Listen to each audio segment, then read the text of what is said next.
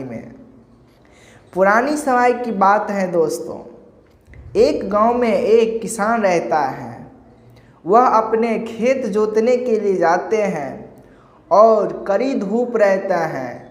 धूप के वजह से वो सोचते हैं कि मैं थोड़े देर ठंडा में जा कर के विश्राम कर लेता हूँ, उसके बाद फिर खेत जोतूँगा।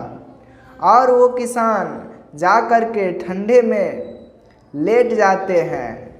जब लेट जाते हैं तो उन्हें कुछ देर के बाद उन्हें रोने की आवाज़, चिल्लाने की आवाज़ आते हैं। फिर वो सोचने लगता है कि भला इतना घने जंगल में कौन रो रहा है, कौन चिल्ला रहा है। फिर वो किसान जा कर के जंगल में देखते हैं तो उन्हें एक कुआं मिलता है। उस कुएं में एक औरत गिरी रहती है और एक बंदर गिरा रहता है और एक नाग भी गिरा रहता है। फिर वो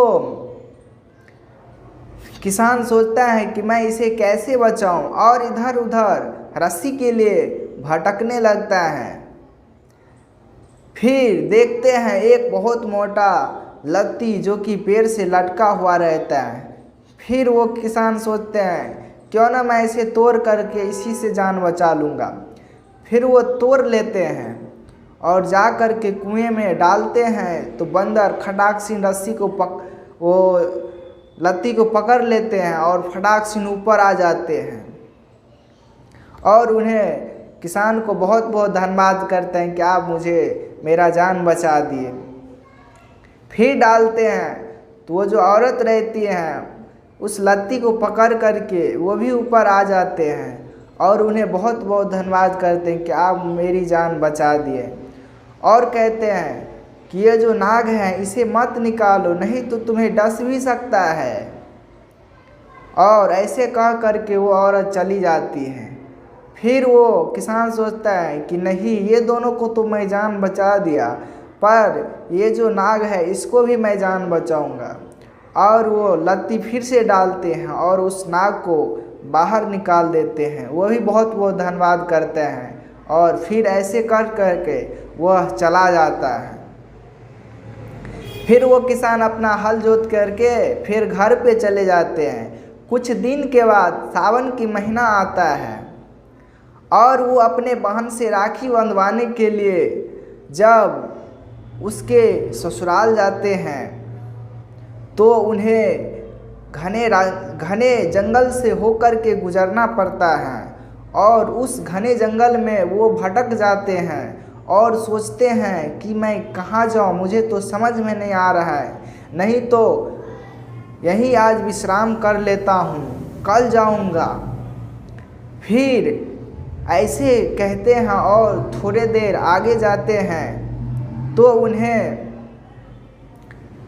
बंदर की झुंड मिलता है और दूसरे बंदर सब जो रहता है उस पे दौड़ते हैं काटने के लिए।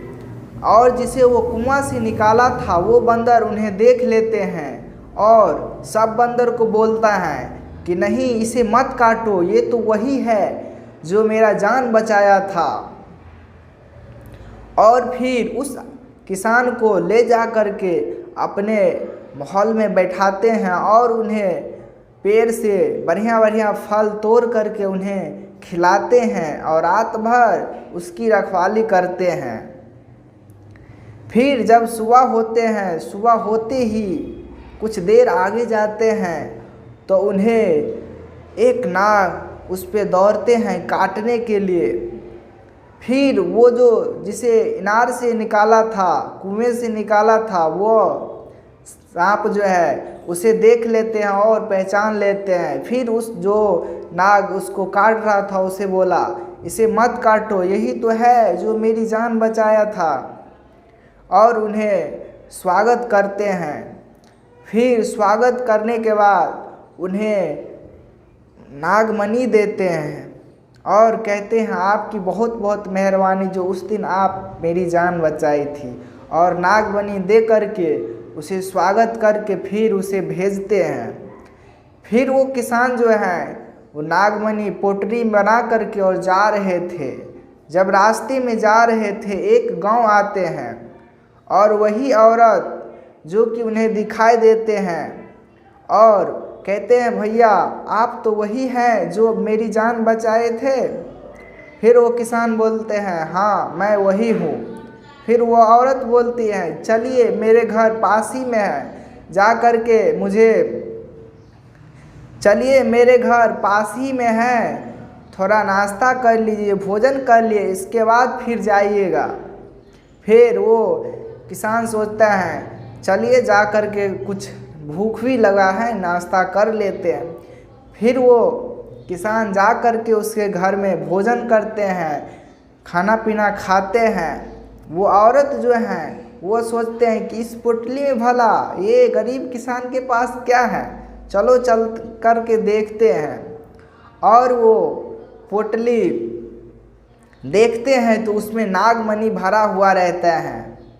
फिर सोचते हैं कि क्यों ना इसे मैं ले लूं और बोलूं ये तो चोर है, मेरे घर चोरी करने के लिए आए हैं। और ऐसे इल्ज़ाम उस किसान पे लगा देते हैं और कहते हैं दौड़ो दौड़ो मेरे घर चोर आ गया, ये तो मेरा सामान चुरा करके ले जा रहे हैं। जब ऐसे बोलते हैं तो पूरा गांव वाले आ कर के उन्हें बहुत ही मारता है, बहुत ही मारता पीटता है। और वो जो नागमणि रहता है उसे ले कर के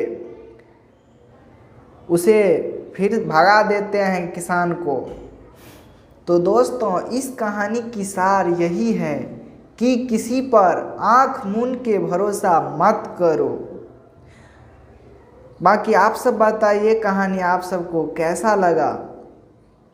अच्छा लगे तो लाइक सब्सक्राइब शेयर ज़रूर करें। हर हर